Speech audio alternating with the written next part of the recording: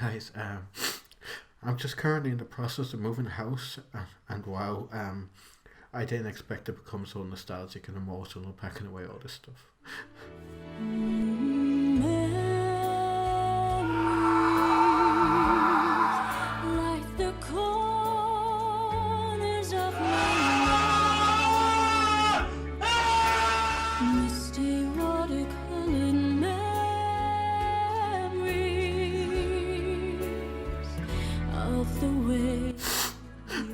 I'm really gonna miss this place. Dementium The Ward is a first-person shooter survival horror game developed by Den new studio Renegade Kid and released exclusively for the Nintendo DS in North America on Halloween 2007.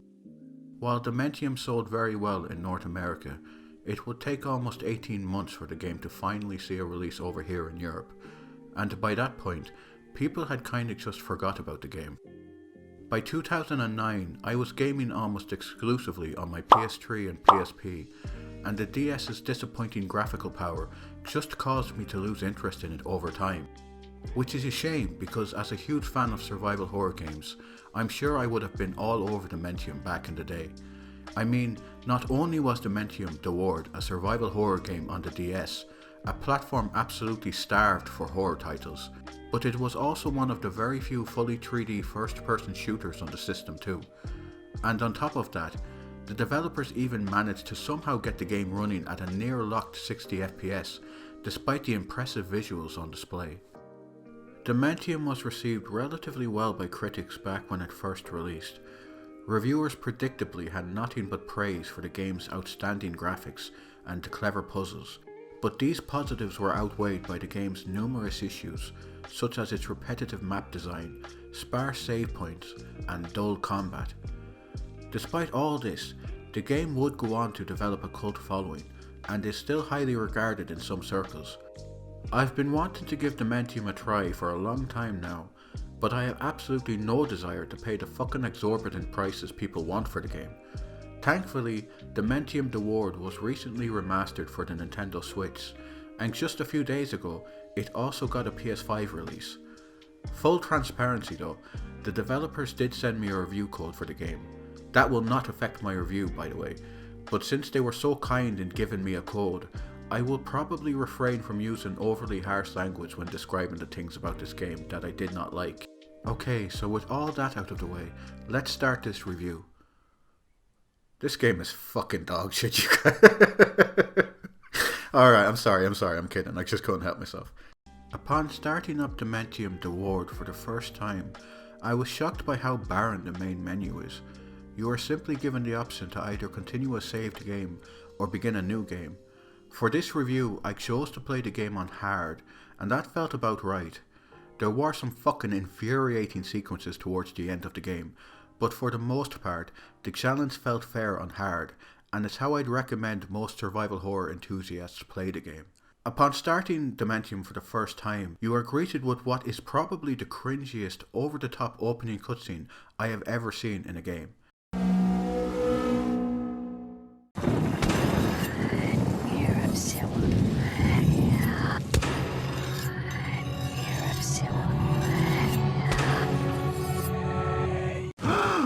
It's kind of like, whoa, there's a dead woman. Oh, hi little girl. Zombies! Not only does this cutscene come off as incredibly desperate to make the game seem edgy and cool, but it's also completely different tonally to the rest of the game.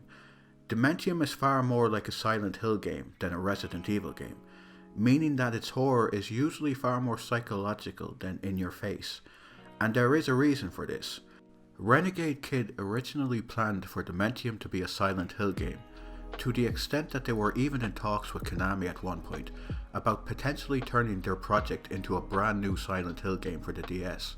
And while I don't think Dementium is an incredible game by any means, I do believe that with Konami's money behind the project, Dementium really could have stood out as an excellent little Silent Hill game. As to be expected, however, Konami told Renegade Kid to fuck off, and so this is the game we received instead.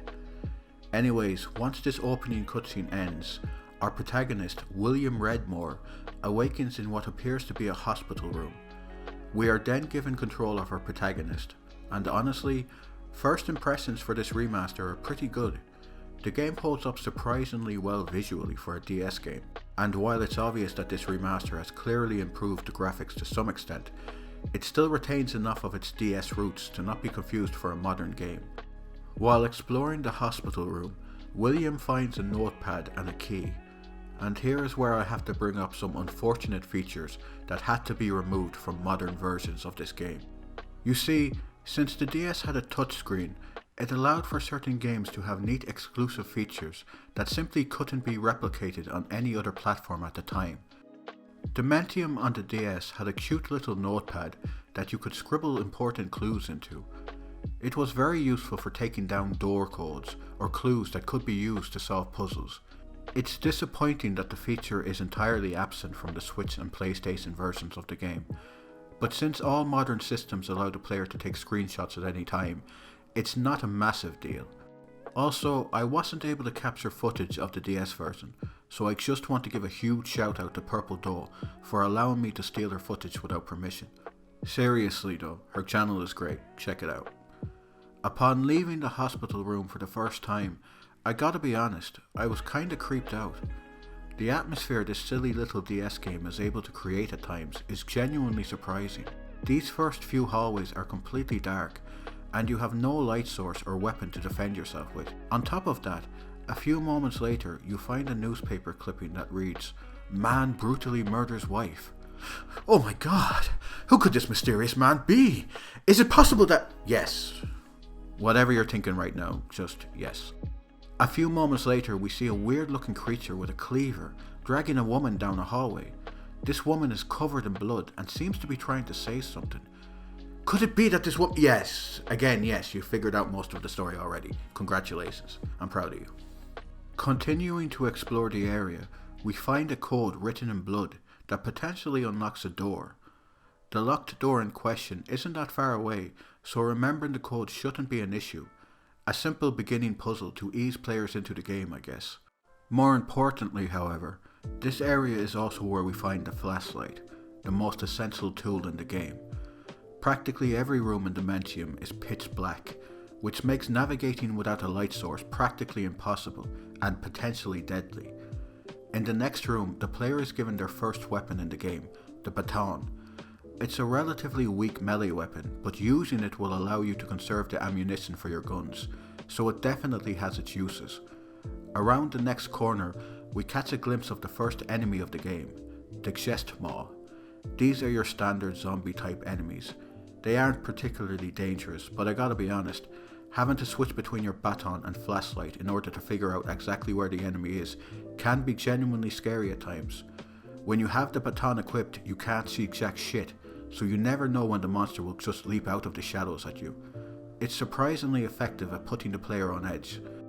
Unfortunately, once guns are introduced later on, there's a red reticule that will inform you when you're aiming at an enemy, even when you can't see them, which does reduce the scare factor quite a bit.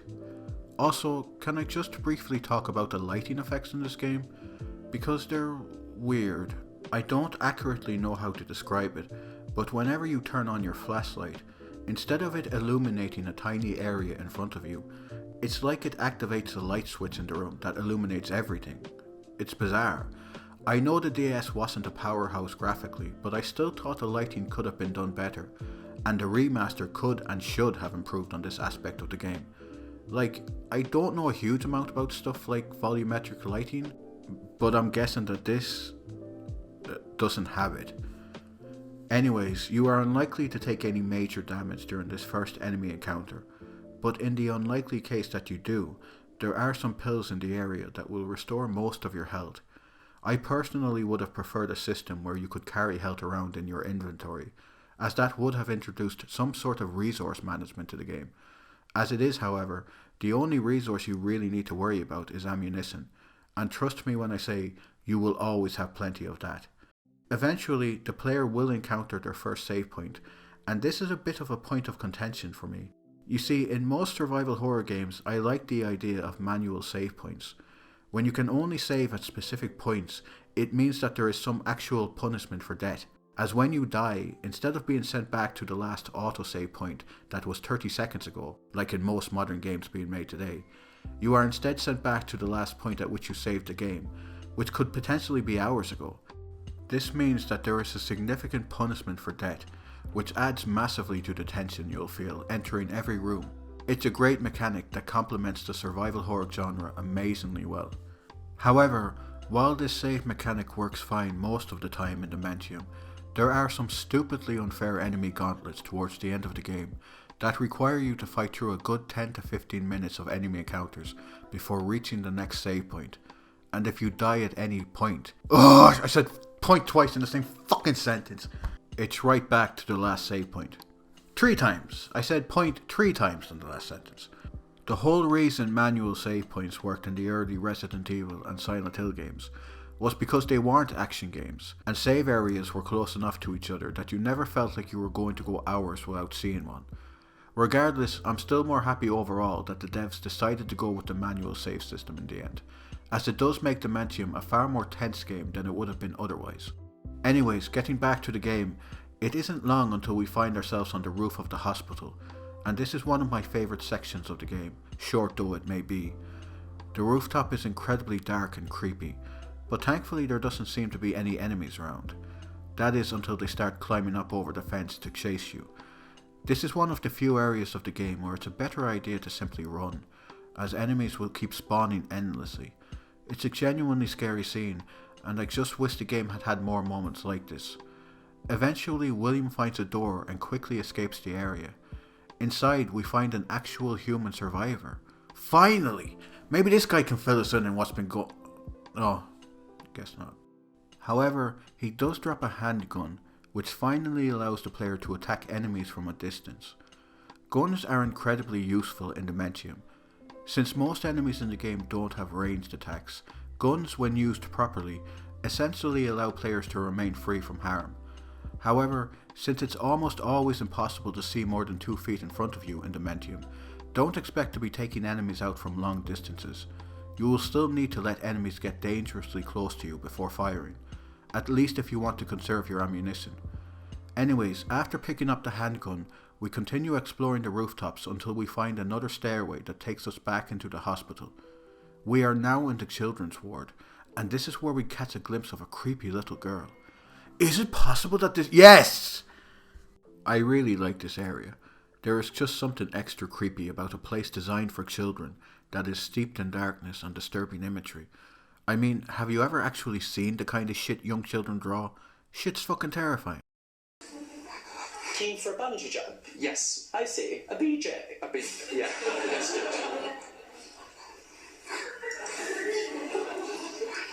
I see. Anyway, there you are. You had a good time. Did you have a BJ? I love Judge Rinder. In fact, I was so desperate to meet him that I applied to be on the show. But unfortunately, he won't take on murder cases. They have to be done in a real courtroom, whatever the fuck that means. Anyways, what was I doing? Oh yeah, so those shit kid drawings reminded me of my own channel logo for some reason. This is just some shit I threw together in about half an hour several years ago. I actually hate it more and more each day. I tried to improve it recently, but I don't think it went very well. And I know I could just do what everyone else is doing and use AI to make me a new logo, but I'd rather avoid contributing to the death of human creativity if at all possible. So if any real, and I cannot stress this enough, real artist would like to create a nice logo for me and aren't going to charge me $2,000 for the privilege, then please get in touch. My work email is in the description of this video. Just know that if I pay you and then find out that the new logo that I paid money for was actually created using AI, I will look for you. I will find you. And I will kill you. Is it okay to potentially threaten someone's life on YouTube? Sure, it's fine. Anyways, there's also a super cute puzzle here that I spent way too much time overthinking the solution to. Thankfully, from other reviews I've seen, I wasn't the only one. Basically, you find this little picture on a chair that shows what note each key on a piano represents. In the next room, I found a little piano, but of course I didn't know what the fuck to play on it. So I went back to the previous room and tried to work out if the bloody fingerprints on the note had some ulterior meaning, but of course the solution couldn't be that complex. The answer is basically written on the wall above the piano. Play dead. Jesus Christ. So, why did you explain what notes the black keys represented then? You don't even need to use them. In all seriousness, I really like the puzzles in this game. They're not especially difficult, but they do require you to take notice of the environment around you in fun ways. Like a puzzle where in order to find the code to a weapons cabinet containing a shotgun, you need to count all the dead men's eyes in a morgue, which I had absolutely no issue with, since it's one of my favourite real life hobbies anyways. Oh, have you? Right. They found a body, love. For how long the game is, I don't think Dementium has nearly enough puzzles though, but the ones that are here are pretty great. Honestly, I was loving the game at this point. The atmosphere was spot on, the enemy designs were horrific, and the game seemed to be throwing a new mechanic or enemy type at me around every corner. Unfortunately, this early infatuation with the game would not last, as Dementium very quickly runs out of new ideas to throw at the player. For example, early on in the game, you enter this large room with enemy corpses on the ground. Being well versed with these kinds of games, I immediately assumed that these guys would jump up on me once I approached them, but they didn't, which gave me a false sense of security. Oh, did you enjoy that? Well, I hope you did, because that's practically the only time in the entire game this happens. For the rest of the game, almost every single zombie will simply run towards the player the second they enter a room. It's like the developers simply lost passion for the project the further into development they got. I mean, don't get me wrong, the game can still occasionally send a chill down your spine when you are in a dark area and you can hear a monster growling from off screen, but can't quite figure out where it's coming from.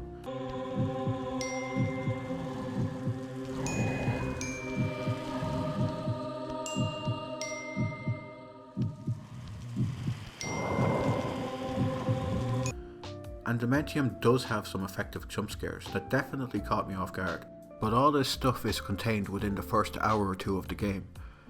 Anyways, as you make your way through the hospital, you'll eventually come face to face with the game's first boss, the Cleaver. This dude was a monumental pain in the ass to defeat at first, because not only do his attacks do a shit ton of damage, but they also knock you to the ground for about 10 seconds for no apparent fucking reason. However, once you realise that you just need to keep running away from him until he attacks, and then shoot him in the head, he becomes a cakewalk. After defeating the Cleaver, you are then given access to my favourite section of the game, the courtyard. Now don't get me wrong, it's not my favourite area because it's good or well designed. It's my favourite area for the fact that it's one of the few times in the game where you aren't looking at the same fucking hospital walls over and over again ad nauseum. This area is just oozing atmosphere. I love it. Feels exactly like the kind of place you'd see in a Silent Hill game. There is even a spooky chapel with some eerie chanting being performed in the background. It's fantastic. However, less than 5 minutes later, you find an elevator that brings you right back into the hospital, and this is where my patience for the game began to wear thin. You see, I can't remember the last time I've played a game with so much acid reuse. It's absolutely insane. Your entire playthrough will be spent walking through the exact same looking rooms over and over again. I can't even tell you how many times this exact same office room appears in the game. Also, how many fucking storage closets does one hospital need? Believe me when I tell you that there aren't just dozens of these storage rooms in the game. Not just hundreds, but thousands of the fucking things. Believe me, I counted. It's bad enough that you spend the entire game in this one location, but the sheer amount of reused content means that Dementium the Ward is easily one of the most repetitive horror games I've ever played. And like, I get it, a DS cartridge could only hold so much data, but then maybe they should have made a shorter game. I'm not lying when I say that a good hour or two of this game could be removed entirely and nothing of value would be lost. And I know people would then complain that the game is too short, but the game is too short anyway. If I had been the lead designer on Dementium, I would have opted for a much shorter game, but to negate the short length, I would have also added some kind of roguelike mode to the game that's unlocked upon completing the campaign. Because honestly, that's exactly what Dementium feels like. It feels like a roguelike that was made before the genre became popular. Now don't get me wrong, despite its repetition at times, Dementium still has its moments. The bosses are great for the most part. My favourite is probably the wheelchair. And no, you did not mishear me, they named the guy based off his disability. Have you ever heard of anyone else doing something like that? Turn this off. Oh. God. Wait. Wendy wheelchair? I love that when you face the guy a second time, the chapter is called The Wheelchair Returns. Fucking Christ. As I mentioned earlier, enemy designs are also great. Yes, you have your standard zombie types that are in every frickin' horror game ever made, but you also have these creepy worm-like creatures that make noises akin to a baby crying. It's very disturbing. I also like these guys named crawlers. They're kinda similar to the lickers in RE2, but these guys like to spit acid at you instead. Funnily enough though, whenever you do get hit by their acid, there is a little green outline to show that you're suffering from their attack, but it doesn't do any additional damage. I don't know, maybe it's one of those attacks that takes hours to kill you. Well, if there's one consolation, it's that you'll feel no pain at all until sometime tomorrow evening when your heart suddenly explodes. The worst enemy type in the game by far, however, are the Banshees. These guys fly towards you and do a shit ton of damage. What's worse, however, is that none of your firearms are all that effective at killing them, at least on hard difficulty. There is, however, one weapon that will absolutely destroy them in seconds, but we'll get to that. Speaking of weapons, they're a mixed bag. The pistol is a good all-rounder, having a good firing rate and doing decent damage. The shotgun is your workhorse, absolutely destroying enemies from close range, but also takes a long time to reload. The assault rifle I never found a use for outside of some very specific scenarios. This is a slow-paced horror game. You won't be gunning down dozens of enemies at a time, and as such, I just don't really know what purpose the assault rifle is supposed to serve. The Magnum is incredibly powerful, but ammo for it is scarce, so I would save it for bosses. And the sniper rifle just isn't all that useful. Again, it's cool being able to take dudes out from a distance, but since most enemies don't pose much of a threat, I don't really see why you would. There is, however, one weapon that absolutely stands head and shoulders above the rest, and that's the electric bone saw. About halfway through the game, you find this locked case that has 3 keyholes. You are then tasked with hunting down those keys in order to unlock it, which is a fucking slog to say the least. However, you can simply skip this side quest altogether if you wish. You are not required to open the case in order to finish the game. However, you will be leaving yourself at a massive disadvantage. You see, upon unlocking the case by using the 3 keys, you will get your hands on the electric bone saw, and this thing will turn practically every enemy in the game into mincemeat. Better yet, it doesn't require ammo, so you can use it to your heart's content. It is admittedly terrible against bosses, but practically anything else is fair game. I simply would not have been able to complete the game on hard difficulty without it, since the Banshees are almost invulnerable against any other weapon. Finally, I'd like to briefly talk about the HD remaster itself. And yeah, it's pretty good. The game unsurprisingly runs flawlessly on PS5, and according to the developers, is also outputting at a native 4K. There are some visual options too, like the ability to play the game using high resolution textures.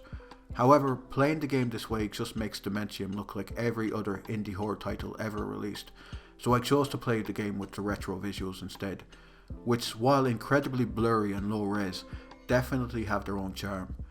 The game is also relatively bug free, but I did notice a few issues, like when I accidentally soft locked the game by accessing my inventory just as I was killed.